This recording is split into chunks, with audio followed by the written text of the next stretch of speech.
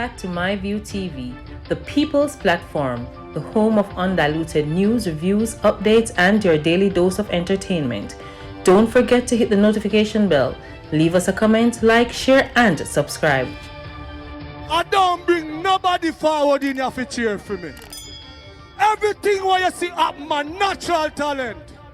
Let me tell you something. You see, when you know what to please the audience with, it's simple, me. Wagwan people, hope everybody okay, hope everybody alright.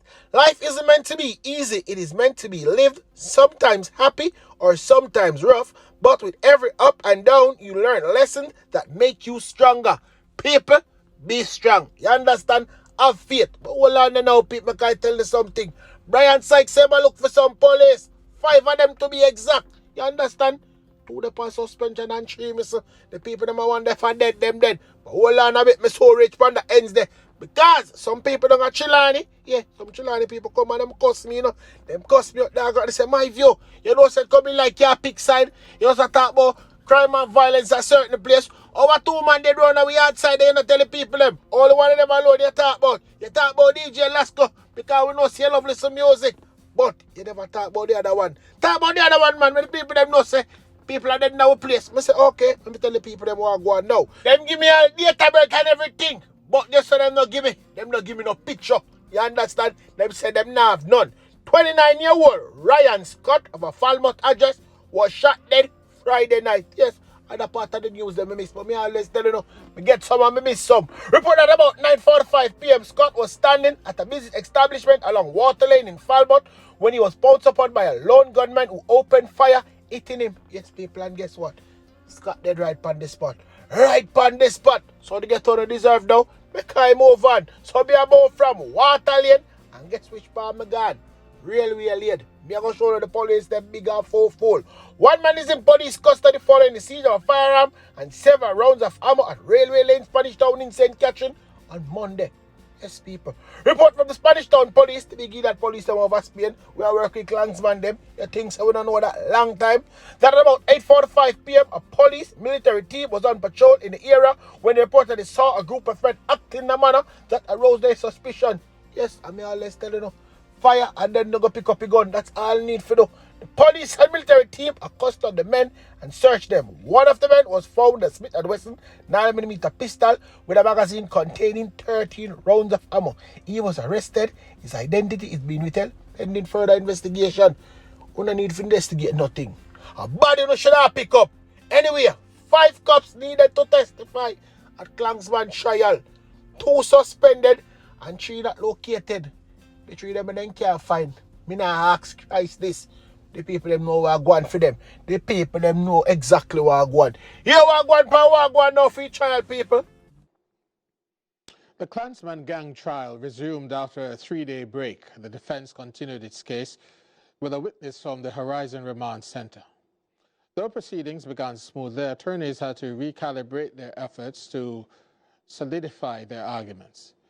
The Chief Justice, Brian Sykes, estimates that at the current pace, the trial will stretch further into the year. After defense attorneys revealed today that 2 of the 5 police witnesses they intended to call are on suspension. Despite being given 3 days to prepare their cases, there were still missing elements in the defense's case.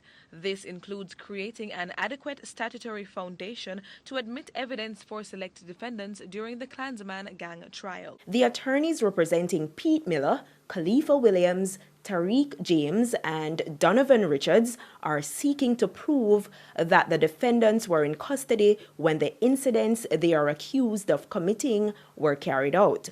5 subpoenas have been requested by the defense in relation to the cases for Tariq James and Donovan Richards. The attorney for Tariq James notified the court that the person who wrote the records for the Spanish Town lockup has been on suspension since 2018. Even though his whereabouts are unknown, a subpoena was granted. She had an inspector from the lockup take the stand to explain that efforts were made that same afternoon to track him down. The inspector was not able to say if the police would be able to find him.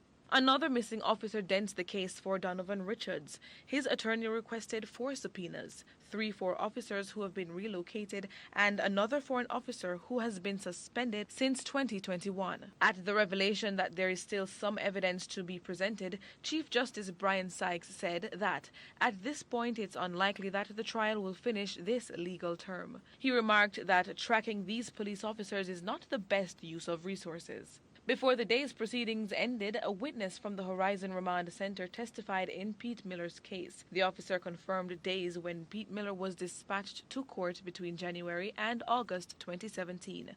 Court resumes on Tuesday at 10 a.m. with more witness testimonies. Well, I know, people, that is not where that is concerned. Watch your gun power go on now. So you see them say that you to touch the streets. Yeah, I may be honest with you.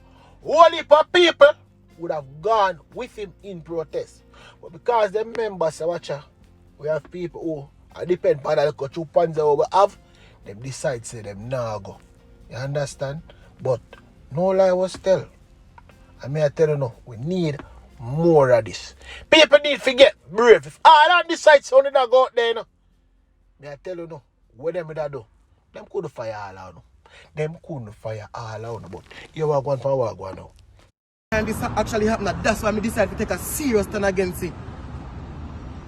You understand? Because, that's why I decided to take a seat, because I work at Secrets Resort and a guy by the name of Dwight Alsal was the manager. He did the same thing. He did the same thing.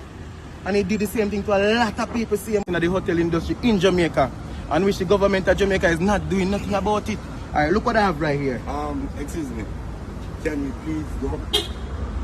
Alright, so we go listen to the police, because me don't really want nobody beat me up and lock me up, because in Jamaica as a poor man you don't really have no rights, and you beat up here, so you're abuse you and the thing, you understand? Please go. Alright, a boss will come in, run you off a property, disrespect you. This is did this to several people, several amount of people. It was my first time actually ever meeting this person when the incident actually happened, and he just run me off the property for no reason. How long do you plan to keep up this protest? Man, until a union is formed, so all I need right now is people with more knowledge who can come on board and actually come with advice and an intention with the same mindset to actually could move forward, because the union have to form. And Jamaica people work in the tourist industry. Why you guys are so retarded? These people did enough for all along. All we need to do is take a stand and just put this to an end, brother. If all of us have come out today, we know what kind of change could actually happen. You're still in the vicinity of the hotel. Thank you very much for your time. Alright. Yes, but you have to get a permission from the super. Yes, I actually went to the Freeport police station and went to a sergeant that was in there. No, the superintendent is the only person. Sorry. Who can drive. Right. No, you cannot tell me to shoot. So this is not my constitutional right to protest. No, just make it clear. This is not my constitutional right to protest. This is not my constitutional right. You have all rights to protest. Alright. You must give the superintendent 3 days notice before you do so. You have not done so, and so the superintendent wants to have a word with you. So he asked me to come and bring you to him. So please, can you please? So come on. Hey, what's up? Permission. So he can't drive down there himself? So I can't drive down there myself? I was told to bring you to him. No, I will drive my car. Where is your car? My car is there. I will drive my car. We will allow you to go in your car. Yeah. So alright, make this clear. So after I go to the superintendent, will I be granted the tree? Have you applied? Have to apply? You have to apply. Because I'm not trying to break the rules, because if I apply, yes, 3 days time I'll be come back and do this again. I'm not going to stop until you get international attention. Alright, firstly, alright. I don't want any international attention. No, you have to. This have to stop. Yeah, you have to do the right way. There's a right way to do. Alright, I'm not going to disrespect the law, because I'm a law-abiding citizen, obviously. Alright.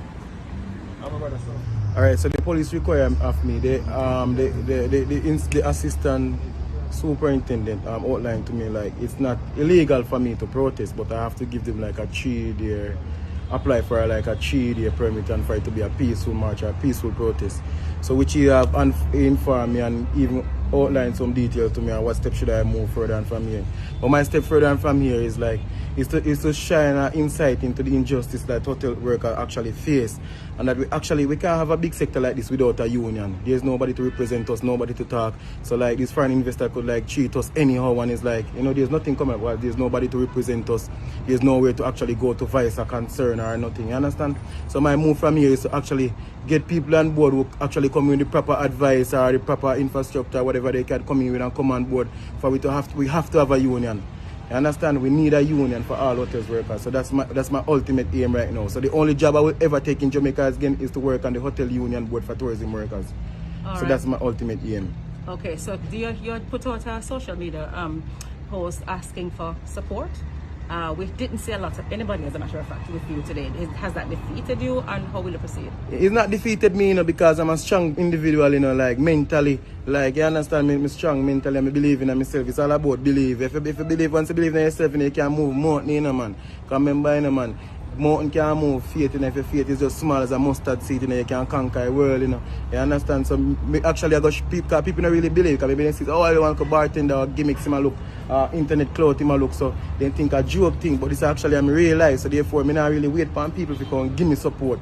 I actually show people say I stand up for myself, because the injustice I face in my country where I born and grow, and I can't face this. So I have to stand up for myself. You understand? So I have to stand up for myself with my life and everything. When I have to just do it. You understand? So I can't really wait for people until people come. I have to just do it and make people see it first. The Prime Minister of Jamaica, Most Honorable Andrew Holness, the Minister of Tourism, Mr. Edmund Bartlett, all the heads of government. My name is Matty Rodney. I'm not here to cause any chaos in the country, or cause a riot in the country, or seek any problem in the country, I'm sorry. But I have experienced this similar situation in a video that actually went viral. In the video, I was a biased person, just because of similar situation reoccurring. So that's the way how I vented. To some people, it might seem like I was so unprofessional and so disrespectful. Me, myself, watching that video, I even look at it like a couple of times, I was like, man, I never know actually could get to that level.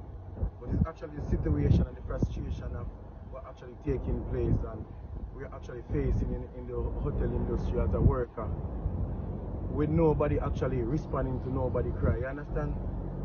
So, I'm asking my fellow Jamaican, people who actually see this video, hotel workers, former hotel workers who actually share this similar faith with me, are actually went through something just like that.